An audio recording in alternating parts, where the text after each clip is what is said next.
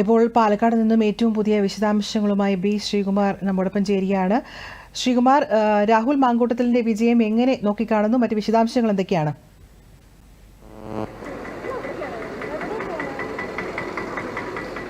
സൗമ്യ, അക്ഷരാർത്ഥത്തിൽ ഈ കഴിഞ്ഞ ഒരു മാസക്കാലമായിട്ട് പാലക്കാട് നഗരത്തെ പിടിച്ചുകുലക്കിയ പ്രചരണ തന്ത്രങ്ങളായിരുന്നു. എന്തായാലും പാലക്കാട് കോട്ടയെ സംരക്ഷിക്കാൻ രാഹുൽ മാങ്കൂട്ടത്തിലാണ്. ഇനി റെക്കോർഡ് വിജയവുമായാണ് രാഹുൽ മാങ്കൂട്ടത്തിൽ നിയമസഭയിലേക്ക് എത്തുക.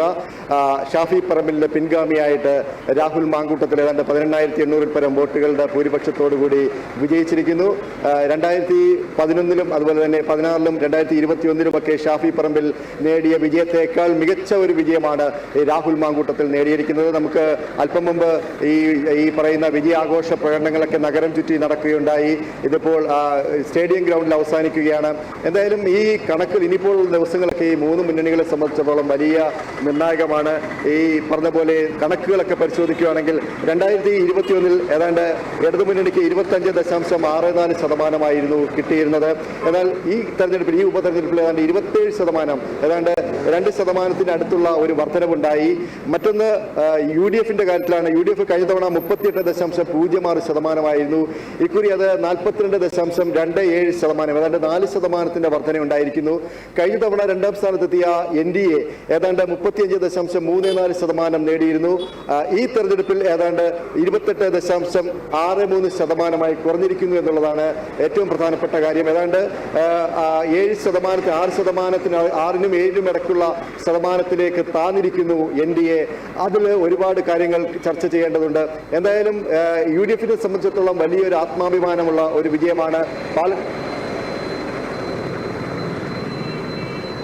തുടക്കം മുതൽ തന്നെ ഒന്നാമത്തെ റൗണ്ട് എണ്ണുമുതൽ തന്നെ സാധാരണ നഗര കേന്ദ്രീകൃത ബൂത്തുകളാണ് എണ്ണിക്കൊണ്ടിരുന്നത്. ഒന്നാമത്തെ റൗണ്ടിൽ എണ്ണിയപ്പോൾ തന്നെ BJP ഭൂരിപക്ഷം നേടിയിരുന്നു. പക്ഷേ അത് കഴിഞ്ഞ തവണത്തേക്കാൾ വളരെ കുറവായിരുന്നു.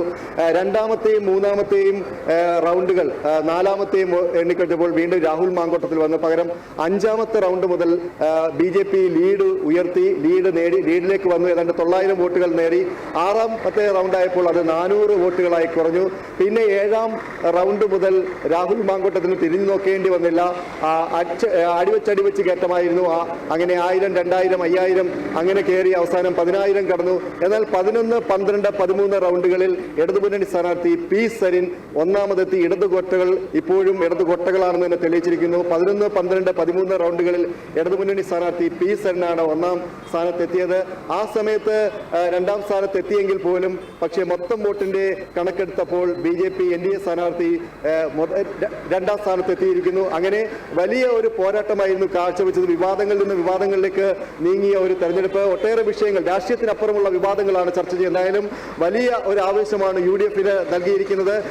UDF ക്യാമ്പുകളൊക്കെ വലിയ ആത്മവിശ്വാസത്തിലാണ്. പ്രത്യേകിച്ചും മുസ്ലിം ലീഗും സന്ദീപ് വാര്യർ അടക്കമുള്ള പുതിയ UDFിലെ നേതാക്കന്മാരടക്കമുള്ളവർ ഇന്ന് ഈ ആഹ്ലാദ പ്രകടനത്തിലുണ്ടായിരുന്നു. എന്തായാലും ഈ പറഞ്ഞ പോലെ ഇനിയുള്ള ദിവസങ്ങൾ ചർച്ചകളാണ്. ഈ വോട്ട് കൂടിയതും വോട്ട് കുറഞ്ഞതുമൊക്കെ രാഷ്ട്രീയ കേരളം ചർച്ച ചെയ്യും. സൗമ്യ. ശ്രീകുമാറാണ് പാലക്കാട് നിന്നും വിശദാംശങ്ങൾ നൽകിയത്.